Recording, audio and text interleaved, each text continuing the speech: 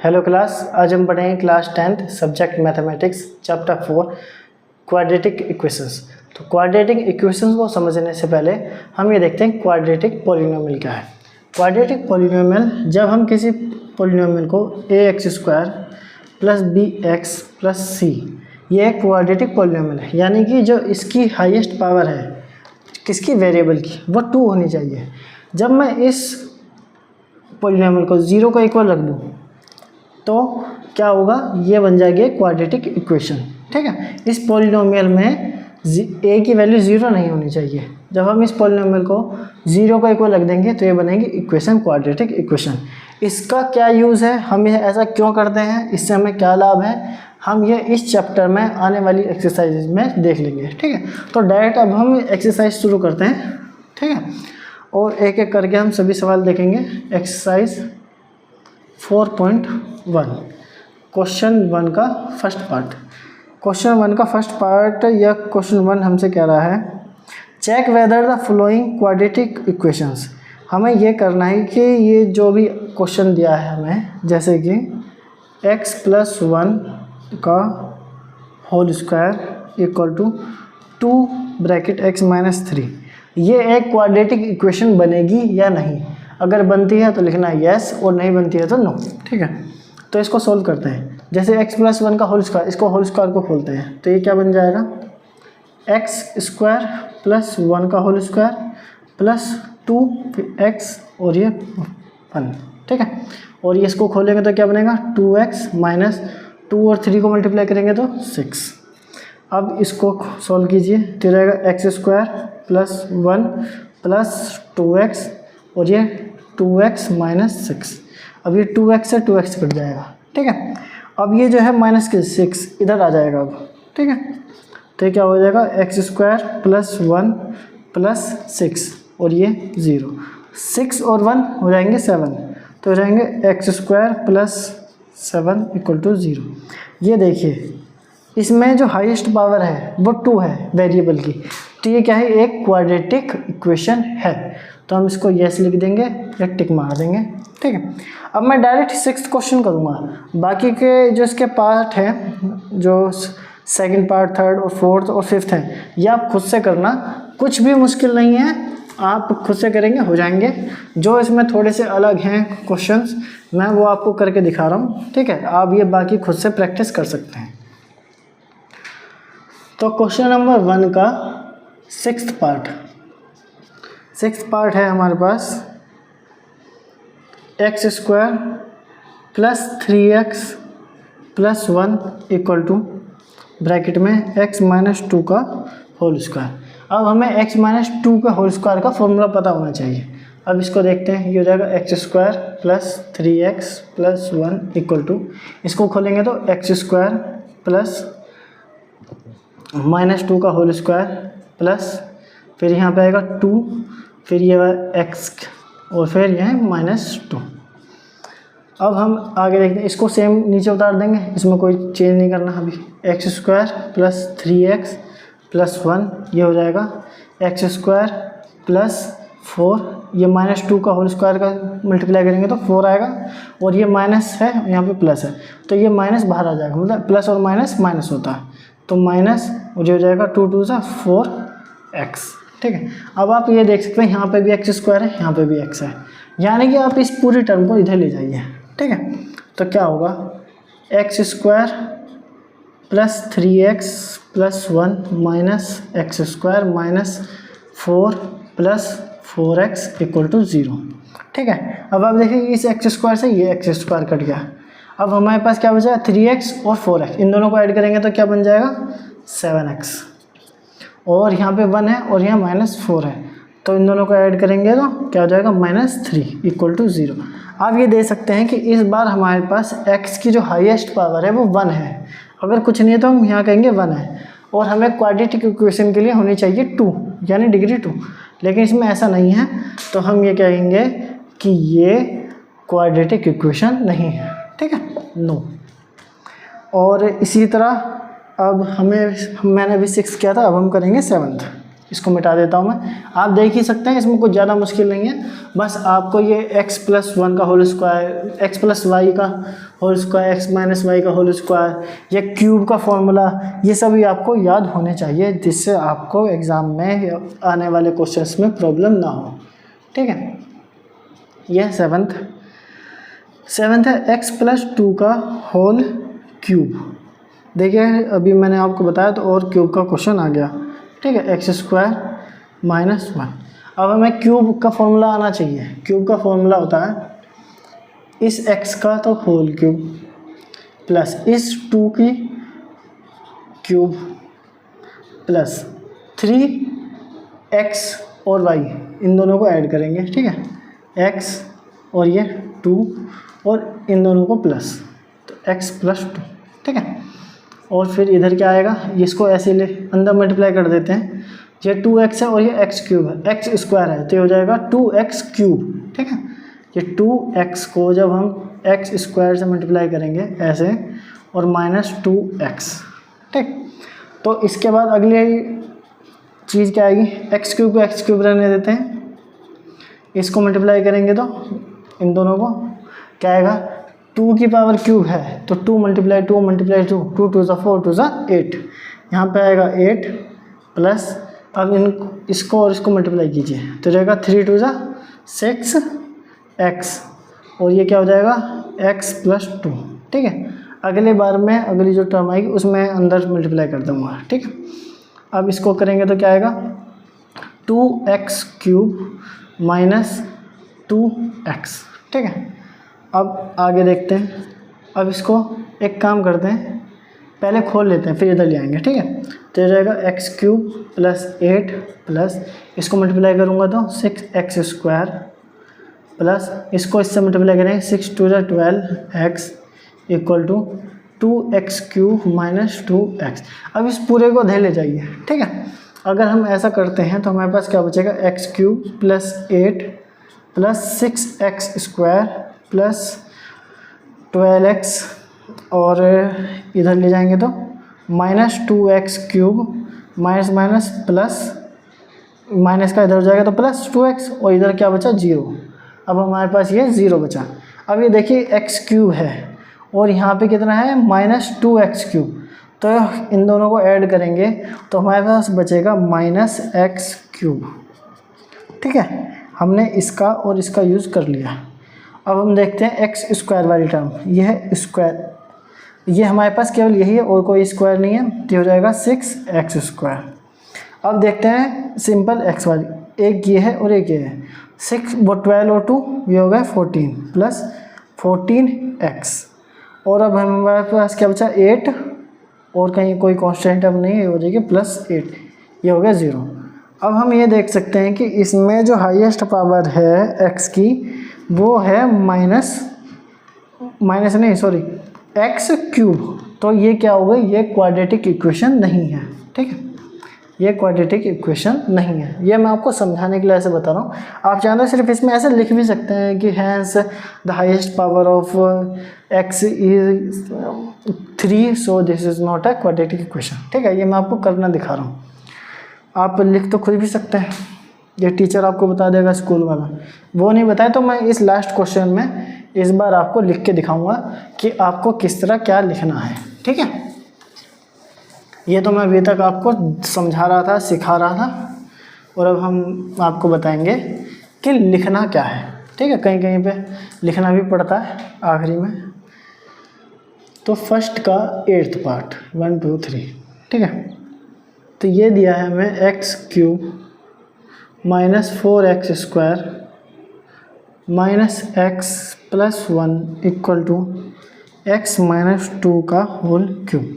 अब हमें इसको सॉल्व करना है और इसको सॉल्व करना है। ठीक है, तो एक काम करते हैं, इसको खोलेंगे और इसको ऐसे ही लिख देंगे। तो लिखेंगे तो x³ - 4x² - x + 1 = इसको खोलेंगे तो x³ हो जाएगा, फिर प्लस -2 का होल क्यूब, और फिर क्या आएगा +3 और x -2 और इसके साथ मल्टीप्लाई में x -2। ठीक है, अब इसको सॉल्व करते हैं। ये तो चीज़ सेम आ जाएगी नीचे ऐसी, x³ -4x² -x + 1 = ये हो गया x³ और ये 2 का क्यूब -2 का क्यूब होगा -8 प्लस इसको मल्टीप्लाई करेंगे तो माइनस बाहर आ जाएगा। ठीक है, यहाँ प्लस है यहाँ माइनस है, माइनस बाहर तो जाएगा -6x और ये x -2 के साथ मल्टीप्लाई अभी बची है। एक बार और ये पूरा सोल्व करेंगे तो x³ -4x² -x + 1 = x³ -8 minus, अब इस 6x की x के साथ मल्टीप्लाई करते हो जाएगा 6x² और ये माइनस और माइनस का मल्टीप्लाई होगा तो यहाँ हो जाएगा प्लस और 6 दूनी 12 या 6 × 2 = 12x। ठीक है, अब ये पूरी टर्म इधर ले जाइए और यहाँ जो बचेगा वो 0 होगा। ठीक है, अब हम करेंगे x³ -4x² -x + 1 -x³ + 8 + 6x² -12x = 0। ठीक है, अब ये देखिए ये है क्यूब प्लस में है, यहाँ x³ माइनस में, ये दोनों कट गए। अब हमारे पास क्या बचा, यह है -4x² और यह है 6x, ये वाली टर्म। ठीक है, तो ये -4 है और यह +6x² है, तो ये हमारे पास बन गया +2x²। ठीक है, अब हमारे पास x वाली टर्म यह है -x और यह है -12, तो हमारे पास हो गया -13x। ठीक, और यह है +1 और यह है +8, तो हो जाएगा प्लस का 9 = 0। ठीक है, द हाईएस्ट या डिग्री भी लिख सकते हैं। ठीक है, the highest power of equation is 2। ठीक है, इसकी जो हाईएस्ट पावर है, the highest power of variable की, ठीक है, the highest power of variable in equation is 2, so the equation is quadratic equation. ठीक है, इस तरह आप लिख सकते हैं। अगर ये नहीं होता तो हम लिख दें ये क्वाड्रेटिक इक्वेशन नहीं है। तो हमने फर्स्ट क्वेश्चन के first part, 6th part, 7th part और 8th पार्ट किए। अब बाकी को जो छूट गए हैं वो आप खुद से करेंगे। ठीक है, अब मैं इसका सेकंड क्वेश्चन करा देता हूँ। सेकंड के सभी पार्ट कराऊंगा मैं ताकि आप अच्छे से समझें।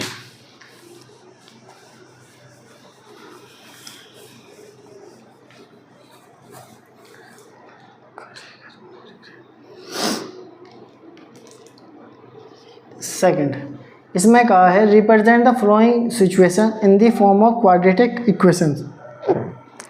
हमें क्वाड्रेटिक इक्वेशन बनानी है। ठीक है, और कुछ नहीं करना। The area of a rectangular plot is 5 to 8 metre square. कोई रेक्टेंगुलर प्लॉट है, मान लीजिए कोई रेक्टेंगुलर प्लॉट है।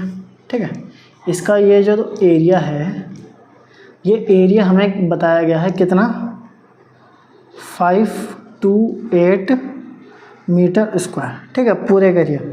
The length of the plot, ये लेंथ है, ये ब्रेड्थ है। ठीक है, in meters is 1 more than twice इट्स ब्रेथ। तो हम लिख लेते हैं पहले तो, let the length of rectangular plot हम x मान लेते हैं। ठीक है, और हम चाहें तो l और b भी मान सकते हैं, लेकिन हम लेंथ को x मान ले रहे हैं। और let the breadth, BREADTH, breadth of rectangular plot हम उसकी y मान लेते हैं। ठीक है, यानी कि l की जगह x माना है और b की जगह हमने y माना है। अभी इसने कहा है कि इनका एरिया जो है 5 to 8 मीटर स्क्वायर है, यानी कि एरिया का था एरिया ऑफ रेक्टेंगल। रेक्टेंगल का एरिया क्या होता है? Length multiply breadth, length into breadth. Length कितनी है हमारे पास? यह है x और ब्रेड्थ कितनी है? y। ठीक है, हमने लेंथ और ब्रेड्थ ही माना है। और एरिया कितना है रेक्टेंगुलर प्लॉट का? 5 to 8 मीटर स्क्वायर, यानी कि एक इक्वेशन ये बनेगी x और y को मल्टीप्लाई करेंगे तो 5 to 8 मीटर स्क्वायर। ठीक है, आपको एक तो ये याद रखनी है। दूसरा, इसने दूसरी इक्वेशन के लिए जिससे ये y वाली टर्म एलिमिनेट हो जाएगी, उसके लिए इसने हमें मेथड दिया है। The length of the plot, जो लेंथ है यानी कि x, length of the plot is 1 more than twice its breadth. ये एक ज़्यादा है, किससे ज़्यादा है? ब्रेड्थ को, यानी ब्रेड्थ y को अगर मैं l और b लिखता हूँ, ये लेंथ है ब्रेड्थ है। ठीक है, अगर इस ब्रेड्थ को ट्वाइस कर दे तो भी लेंथ क्या है? एक ज़्यादा है। ठीक है, देखिए इसने कहा length of the plot is 1 more than, किससे? ये एक ज़्यादा है, किससे? ट्वाइस इट्स ब्रेड्थ, अपनी जो इसकी ब्रेड्थ है उससे 2 से उसके दुगने से एक ज़्यादा है। तो अगर मैं ये वाली चीज़ ज़्यादा है और मैं बराबर करना चाहता हूँ तो मुझे इसमें एक जोड़ना पड़ेगा। ठीक है, अगर लेंथ ज़्यादा है तो मैं ब्रेड्थ के ट्वाइस में एक जोड़ दूँ तो दोनों बराबर हो जाएंगे। ठीक है, तो मैंने लेंथ को x माना था और ब्रेड्थ को y, और ये मैं 2 और ये +1। ठीक है, मैं चाहूँ तो x और y ना मान के l और b भी मान सकता हूँ, लेकिन आपके बुक में मुझे लगता है कि जो आंसर है वो x और y के फॉर्म में होगा, इसलिए मैंने लेंथ और ब्रेड्थ को x और y माना है। ठीक है, तो अब ये देखिए, मुझे जो इक्वेशन बनानी है क्वाड्रेटिक इक्वेशन, उसमें केवल एक ही वेरिएबल होना चाहिए, लेकिन मेरे पास अभी 2 वेरिएबल हैं। तो मैं क्या करूँगा, इस इक्वेशन में या तो मैं x पुट कर दूँ या y की वैल्यू पुट कर दूँ। ठीक है, दोनों ही तरीके से मेरे पास एक क्वाड्रेटिक इक्वेशन बन जाएगी। समझे आप? मैं आपको 2 इक्वेशन बना के दिखाऊंगा, जो भी आपके एक बुक में हो आप उसको सही मान लेना। ठीक है, तो पुट, मैं इसको इक्वेशन 1 मान लेता हूँ और इसको इक्वेशन 2। ठीक है, put x equal to 2y + 1 in equation 1। ठीक है, अगर मैं इसको 1 में पुट करूँ तो इक्वेशन 1 है मेरे पास X Y equal to 5 to 8 metre square को हटा देते हैं अभी। तो x की वैल्यू क्या है? 2y + 1, तो 2y + 1, ये y इक्वल टू 5 to 8। इसको अंदर मल्टीप्लाई करेंगे तो 2y² + y, ठीक है, प्लस वो इक्वल टू 5 to 8। अब मैं इस 5 to 8 को इधर ले जाएंगे तो रहेगा 2y² + y इक्वल टू, ये कितना हो जाएगा? -5 to 8 इक्वल टू 0। एक इक्वेशन तो ये बन गई। ठीक, ये मैंने किसके टर्म में बनाई है? ब्रेड्थ के टर्म में, क्योंकि ये y हमने ब्रेड्थ मानी थी। अगर मैं ये कहूँ कि मैं इसको x के टर्म में चाहता हूँ, ठीक है, ये इक्वेशन x के टर्म में होनी चाहिए, तो आप इसको यहाँ से मिटा दें। ठीक है, और इस y के टर्म में वैल्यू निकालिए इस वाले को, तो x को इधर ही रहने दें, x - 1 इक्वल टू 2y और y इक्वल टू x - 1/2। तो ये इक्वेशन हो जाएगी इक्वेशन रहने देते हैं। Put y equal to x - 1/2 in equation 1। अब इस इक्वेशन 1 में ये वैल्यू पुट करनी है, तो x y equal to 5 to 8 ये था मेरे पास, तो x को x रहने देते हैं, लेकिन y की वैल्यू क्या है? x - 1/2 equal to 5 to 8। इस 2 को इधर ले जाते हैं। ठीक है, और ये क्या हो जाएगा मेरे पास? इधर x × x - 1 और 5 to 8 को 2 से मल्टीप्लाई करेंगे तो क्या बनेगा? 1056। ठीक है, और ये इधर क्या बन जाएगा, एक्स स्क्वायर माइनस एक्स। ठीक है, अब इस माइनस ये 1056 को इधर ले जाएंगे तो हमारे पास क्या बनेगा, इसको मिटा देते हैं, ये हो जाएगा हमारे पास X square minus X minus 1056 equal to 0। मैंने आपको दो इक्वेशन बना के दिखा दी जो इस तरह है, एक बार x के टर्म में एक बार y के टर्म में, यानी लेंथ और ब्रेड्थ दोनों के टर्म में। आपको जो चाहिए हो वो निकाल लें। मैंने क्वेश्चन पूरा नहीं पढ़ा, अब आप देखते हैं। We need to find the length and breadth of the plot. हमें लेंथ और ब्रेड्थ दोनों फाइंड करनी है। तो आप इस इक्वेशन का यूज़ करेंगे तो क्या आ जाएगी, लेंथ आ जाएगी। मैंने जो y के टर्म में बनाई थी, अगर उसका यूज़ करेंगे तो ब्रेड्थ आ जाएगी। हमें इसमें ये नहीं कहा कि फाइंड करो, इसने कहा है कि वी नीड टू फाइंड, हमें ज़रूरत है फाइंड करने की। जो सी इक्वेशन से का यूज़ करना चाहें उससे लेंथ आ जाएगी, दूसरी वाली से ब्रेड्थ आ जाएगी। दो इक्वेशन बना के दिखा दी, उससे सॉल्व हो जाएगा। ठीक है, अभी इक्वेशन सॉल्व करना हम नेक्स्ट एक्सरसाइज में करेंगे। ठीक है, तो यहाँ पे अभी घबराए नहीं। तो हम करते हैं इस क्वेश्चन नंबर 2 के सेकंड पार्ट का। ठीक है, इसमें सिर्फ हमें इक्वेशन बनानी है, सॉल्व नहीं करना है। देखिए, the product of two consecutive positive integers is 306। We need to find the integers. हमें इंटीजर्स फाइंड करना है। ठीक है, और ये कैसे करेंगे हम, तो एक काम करते हैं, the product of two consecutive positive integers. तो let the integer is x। ठीक है, हमने एक इंटीजर मान लिया x, तो क्या होगा, जो नेक्स्ट जो कॉन्जिक्यूटिव इंटीजर होगा, so consecutive CONSECUTI, the consecutive integer जो इसके साथ का इंटीजर होगा वो कौन सा होगा, x+1। ठीक है, एक के बाद एक आने वाले इंटीजर्स को हम कॉन्जिक्यूटिव कहते हैं। तो जैसे ही x है तो दूसरा क्या होगा, x+1 होगा। और ये कहता product of two consecutive according to question, जैसे हमें क्वेश्चन बताया है उसके अनुसार x मल्टीप्लाई x+1 ये दिया है हमें 1306। और अब क्या करना है हमें, चल जा,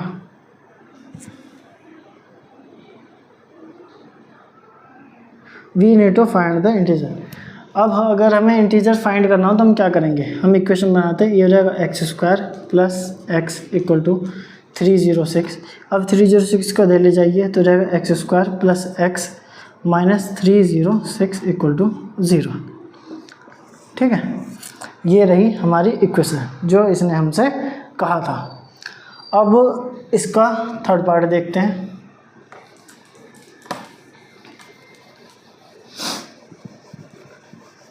मैं आपको सिर्फ अभी इक्वेशन बनाना सिखा रहा हूँ। ये सारे क्वेश्चन मैं आपको प्रैक्टिस के तौर पे एक बार करके भी दिखाऊंगा, लेकिन बाद में। 1 2 3 Rohan's mother is 26 year older than him. तो हम ये मान लेते हैं, let the age of Rohan. Rohan की एज हम मान लेते हैं x। ठीक है, और हम मान लेते हैं let the age of Rohan's mother. Rohan की माँ की एज हम मान लेते हैं y। ठीक है, माँ बेटा। अब क्या, रोहन की मम्मी की एज क्या है, 26 साल ज़्यादा है किससे, रोहन से। तो यानी कि अगर मैं y में से x हटा दूँ अकॉर्डिंग टू क्वेश्चन, ठीक है, तो हमारे पास 26 आएगा। क्योंकि अगर माँ की एज ज़्यादा होगी, माँ होगी और बेटी की उम्र कम है, अगर उसमें से माइनस कर दें तो हमें यह पता चल जाएगा कि माँ उससे कितने साल बड़ी है, तो उससे वो 26 साल बड़ी है। The product of their edges in years 3 years from now, अब से 3 साल बाद। तो यानी कि जितनी एज अभी रोहन की है, रोहन की एज कितनी है, x है, अब 3 साल बाद उसकी इतनी हो जाएगी। ठीक है, रोहन की माँ की एज कितनी है, y है, और अब से 3 साल बाद इतनी हो जाएगी, y+3। अगर उनकी एज को हम प्रोडक्ट करें, मल्टीप्लाई कर दें, ठीक है, तो क्या आंसर आ रहा है, 9 विल बी 360, तो हमारे पास 360 आंसर आ रहा है। तो अब हम क्या करेंगे, हम इसको सॉल्व करेंगे। और इसने हमसे कहा है कि we would like to find Rohan's percentage, हमें रोहन की परसेंटेज चाहिए। तो हमें इस y को हटाना है, x के टर्म में बनानी है इक्वेशन। देखिए इसने हमें कहा है कि हमें रोहन की एज चाहिए, हमें रोहन की माँ की एज से कोई मतलब नहीं। अगर उसने हमसे रोहन की माँ की एज पूछी होती तो हम इस x को y बनाते, लेकिन उसने हमसे रोहन की एज पूछी है तो हम इस y को हटा के x बनाएंगे। ऐसा कैसे करेंगे हम, ये जो है इक्वेशन, इस इक्वेशन में हम y equal to 26 plus x ऐसा कर देंगे और ये बन जाएगी इक्वेशन 1। ठीक है, तो हम क्या करेंगे, और ये बना लेते हैं हम इक्वेशन 2। ठीक है, put y equal to 26 plus x in equation 1। हम इस इक्वेशन में, इक्वेशन 1 नहीं सॉरी इक्वेशन 2 में हम इसको पुट करेंगे, जिससे ये y x की टर्म में चेंज हो जाएगा। ये क्या है हमारे पास, x प्लस 3 मल्टीप्लाई लाइन देंगे, y की वैल्यू क्या है 26 प्लस x प्लस 3, ये जो 3 है ये वाला यहाँ रख दिया, इक्वल टू 360। अब इसको पहले तो ऐड करेंगे, फिर इन दोनों की मल्टीप्लाई करेंगे। ठीक है, फिर हो गया x प्लस 3, फिर है 26 और 3 29 प्लस x इक्वल टू 360। ठीक, अब इस x को 29 से मल्टीप्लाई करें तो क्या बन जाएगा 29x प्लस इस x को इस x से मल्टीप्लाई करेंगे तो बन जाएगा x² प्लस इस 3 की 29 से मल्टीप्लाई करेंगे तो कितना आएगा 87। मल्टीप्लाई करके दिखा देता हूँ, 29 मल्टीप्लाई 3, 9 3 जा 27, ये आ गया 2, 3 2 जा 6, 7 8, ये हो गया 87। ठीक है, और इस 3 की x से मल्टीप्लाई करेंगे तो ये हो जाएगा 3x, और यहाँ पे क्या है इक्वल टू में 360। अब हमें ये इक्वेशन ऊपर लिखनी है, ये मिटा देता हूँ, इसकी कोई ज़रूरत नहीं है, हमें केवल इक्वेशन बनानी है और कुछ नहीं। तो देखिए ये x² है और कहीं x² नहीं है, तो हम इस x² को सबसे पहले लिखेंगे। अब देखते हैं सिर्फ x वाली टर्म, यह है 29x, यह है 3x, इन दोनों को ऐड करेंगे तो क्या हो जाएगा 32x। ठीक, और हमारे पास क्या है ये 87 प्लस 87, ये 360, इसको इधर ले जाएंगे तो क्या बनेगा हमारे पास 360 इक्वल टू 0। अब इसको इन दोनों को सोल्व करेंगे तो हमारे पास बचेगा x² प्लस 32x, और 360 में से 87 माइनस करेंगे तो ये इधर जाएगा 10 में से 7 गया 3, ये हो जाएगा 5, एक इसको दे देंगे तो रहेगा 7 दूनी 15, और ये 273 माइनस 273 इक्वल टू 0। ये हो गई एक इक्वेशन जो हमें चाहिए थी। ठीक है, so the required equation is, जो हमें इक्वेशन चाहिए वो क्या बन गई हमारे पास, x² plus 32x minus 273 equal to 0। ठीक है, ऐसे हम लिख सकते हैं। अब इस एक्सरसाइज का लास्ट क्वेश्चन वो भी देख लेते हैं। आपको अगर कोई चीज़ समझ में ना आए या डाउट लगे या आपको लगता है कि मैंने गलत बता दी है तो आप ज़रूर कमेंट करें और मुझसे पूछ लें। ठीक है, ऐसे आप ज़रूर पढ़ें और हमें बताएं कि कहीं सुधार की ज़रूरत है क्या। आपको कोई चीज़ अच्छी लगी है तो ज़रूर बताएं, बुरी लगी है तो भी बताएं। इसने कहा कि अ train travels a distance of 480 kilometre at a uniform speed. जो डिस्टेंस ट्रेवल कर रहा है, ट्रेन क्या डिस्टेंस ट्रेवल कर रही है कितनी 480, किसी एक यूनिफॉर्म स्पीड पे। स्पीड का फॉर्मूला क्या होता है, स्पीड होता है डिस्टेंस अपॉन टाइम। ठीक है, ये मैंने बता दिया, इनकी जरूरत पड़ेगी। ठीक है, अब इसमें if the speed had been 8 kilometer per hour less, अगर स्पीड कम होती, ठीक है, कोई डिस्टेंस है, ये डिस्टेंस मैं यहाँ से हटा देता हूँ, इसने हम मुझसे कहा कि 480 किलोमीटर की डिस्टेंस थी, उसको कुछ टाइम लगा, स्पीड हो गई, ठीक है। अगर ये स्पीड थोड़ी सी कम होती, थोड़ी कितनी, 8 किलोमीटर पर आवर की स्पीड कम होती, जैसे स्पीड में अगर मैं 8 किलोमीटर पर आवर की स्पीड कम कर दूँ, तो अगर आप ये देख सकते हैं कि अगर स्पीड कम होगी और डिस्टेंस उतनी ही है तो टाइम ज़्यादा लगेगा, ठीक है। अगर आप पहले कहीं पे तेज़ी से जा रहे थे और आपने स्पीड कम कर ली तो आपको समय ज़्यादा लगेगा, ठीक है। और इसने कहा है कि then it would have taken 3 hours more, तो टाइम ज़्यादा लगेगा। टाइम कितना ज़्यादा लगेगा, 3 घंटे ज़्यादा, 3 आवर्स। पहले जितना टाइम लग रहा था उसमें 3 घंटे और जोड़ दो और सेम डिस्टेंस को कवर करने में लग रहा है।